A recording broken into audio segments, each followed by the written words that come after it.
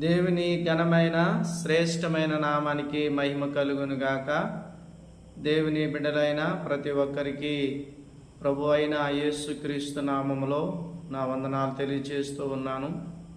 ఈ యొక్క social media ద్వారా, యూట్యూబ్ ద్వారా దేవుని వాక్యమును అందించటానికి దేవుడిచ్చిన కృపను బట్టి దేవుని స్తుతిస్తూ ఉన్నాను. ప్రభునామాన్ని మహిమపరుస్తూ ఉన్నాను. ప్రతి ఒక్కరి గురించి ప్రభు సందులో ప్రార్థిస్తూ ఉన్నాము. దేవుని సేవకునిగా దేవుడు నాకెట్టిన భారాన్ని బట్టి అనారోగ్యంలో ఉన్నవారి కొరకు, బలహీనుల కొరకు, కృంగిన వారి కొరకు, అనేకమైన సమస్యలు ఉన్నవారి కొరకు ప్రభు అయిన యేసుక్రీస్తు నామములో ప్రార్థన చేస్తూ ఉన్నాము. దయచేసి దేవుని వాక్యాన్ని వినండి, ప్రార్థనలో ఏకీభించండి. అలాగే వాక్యాన్ని లైక్ చేయండి, సబ్స్క్రైబ్ చేయండి. తప్పకుండా దేవుని వర్తమానాలు విని ఆత్మీయంగా మీరు బలపడాలని ప్రభు అయిన యేసుక్రీస్తు నామములో ఈ మాటలు మీకు తెలియజేస్తున్నాను. ఈ సమయంలో పరిశుద్ధ గ్రంథము నుండి 119వ సంకీర్తన 145 వచనాన్ని మనం చదువుకుందాం. యెహోవా, హృదయపూర్వకంగా నేను మొర్రపెట్టుచున్నాను, నీ కట్టలు నేను గైకున్నట్లు నాకు ఉత్తరమిమ్ము. దేవుడు తన పరిశుద్ధ వాక్యాన్ని మన వినికిడిలో దీవించును గాక. ప్రభునందు ప్రియమైన దేవుని బిడ్డలారా, ఈ 119వ కీర్తన 145 వచనంలో భక్తుడి రీతిగా తెలియజేస్తూ ఉన్నాడు. ప్రభువా యెహోవా, నేను హృదయపూర్వకంగా మొర్రపెట్టుచు ఉన్నాను. దేవునికి ఆయన ఎలాగూ మొర్రపెడుతూ ఉన్నాడు, ఆయన ఎలాగూ ప్రార్థిస్తూ ఉన్నాడు అంటే, యెహోవా ప్రభువా, నేను హృదయపూర్వకముగా మొర్రపెట్టుచున్నానని భక్తుడు జ్ఞాపం చేస్తూ ఉన్నాడు. ప్రియ సహోదరి, నీవు కూడా దేవునికి మొర్రపెట్టినప్పుడు, దేవునికి ప్రార్థన చేసినప్పుడు హృదయపూర్వకంగానే ప్రార్థన చేస్తూ ఉన్నావా? హృదయపూర్వకంగా ప్రార్థన చేసినప్పుడు దేవుడు తప్పకుండా జవాబునిస్తాడు. హృదయపూర్వకంగా ప్రార్థన చేసినప్పుడు దేవుడు నీ ప్రార్థన విని ప్రతిఫలమును దయచేస్తాడు. కనుక హృదయపూర్వకంగా మనము మొర్రపెట్టేవారుగా ఉండాలి. అలవాటుగాను ప్రార్థన చేయాలి కాబట్టి ప్రార్థన చేయడం కాదు, కానీ మనము హృదయపూర్వకముగా నిజముగా మొర్రపెట్టేవారుగా ఉండాలని దేవుని సేవకునిగా మీకు తెలియజేస్తూ ఉన్నాను. దేవుని యొక్క వాక్యం ఈ రీతిగా తెలియజేస్తూ ఉంది. తనకు మొర్రపెట్టు వారి కంటే నిజముగా మొర్రపెట్టు వారికి ఆయన సమీపంగా ఉన్నానని దేవుడు తన వాక్యంలో తెలియజేస్తూ ఉన్నాడు. చాలామంది ప్రార్థన చేస్తారు. కొంతమందికి ప్రార్థన ఎలా చేయాలో తెలుసు, అలవాటుగా ప్రార్థన చేస్తారు. కొంతమంది ప్రార్థనలోనే వాక్యాన్ని ఎత్తిపట్టి ప్రార్థన చేస్తారు. కొంతమంది ప్రార్థన చేసినప్పుడు చాలా చక్కగా ప్రార్థన చేస్తారు అన్నట్టుగా ప్రార్థన చేస్తారు. కానీ నువ్వు పెట్టే మొర, నువ్వు చేసే ప్రార్థన ఎలాగ ఉండాలంటే హృదయపూర్వకంగా ప్రార్థన చేయాలి, నిజముగా మొర్ర పెట్టాలి. నిజముగా మొర్రపెట్టు వారందరికీ ఆయన ఎలాగున్నాడు అంటే సమీపంగా ఉన్నాడు. పరిశుద్ధ గ్రంథంలో హన్నను ఒక స్త్రీ తనకి పెళ్ళైన సమయంలో తన భర్తను విడిచిపెట్టి షిలోహు దేవుని మందిరానికి వెళ్ళి ప్రార్థన చేస్తుంది. ఎలాగో ప్రార్థన చేస్తుంది? ఆమె నిజముగా ప్రార్థన చేస్తుంది, హృదయపూర్వకంగా ప్రార్థన చేస్తుంది.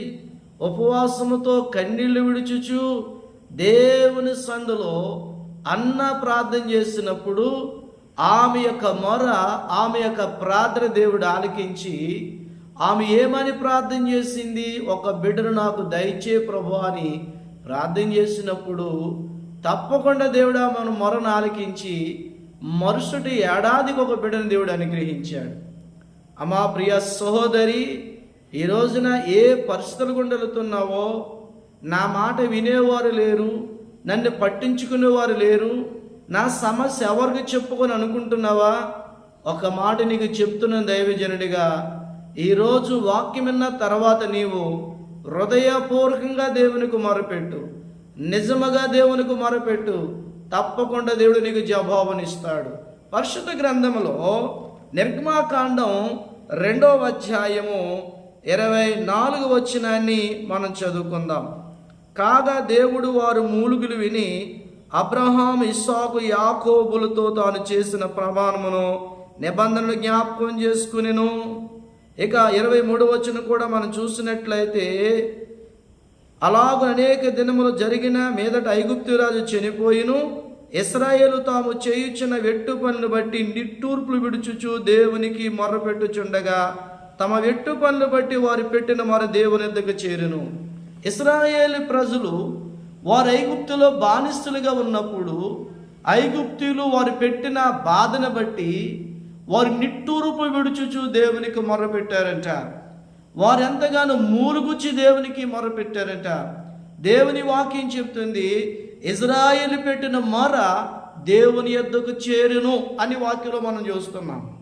గమనించండి ప్రియులారా, ఇశ్రాయేలు బానిస బ్రతుకులో ఉన్నప్పుడు ఐగుప్తులు వారిని బాధ పెడుతున్నప్పుడు వారి మీద పెట్టిన వెట్టి పనులు బట్టి నిట్టూర్పు విడుచుచు మూలుగుచు వారంతగా దేవునికి మొర్ర పెట్టినప్పుడు వారి మొర దేవుని యొద్దకు చేరును అని మనం చూస్తూ ఉన్నాం. గమనించండి, ఈరోజు కూడా నీవు కూడా కన్నీళ్లతో హృదయపూర్వకముగా నిజముగా దేవునికి మొర్ర పెట్టగలిగితే నీ మొర దేవుని యొద్దకు చేరుతుంది. ప్రియమైన దేవుని బిడ్డ, పరిశుద్ధ గ్రంథంలో చాలా మంది దేవునికి మొర్ర పెట్టారు కష్టకాలంలో.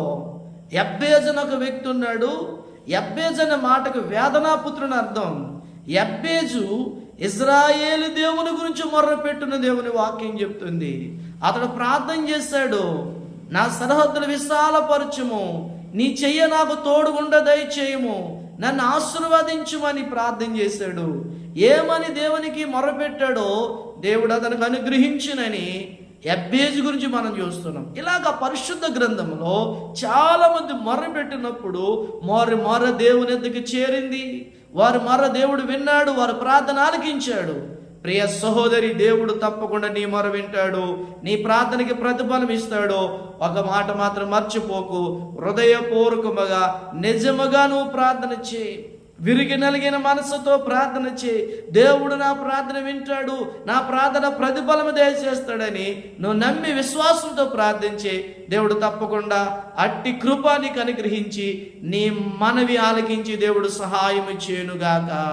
ఆమేన్. ప్రార్థన చేసుకుందాం.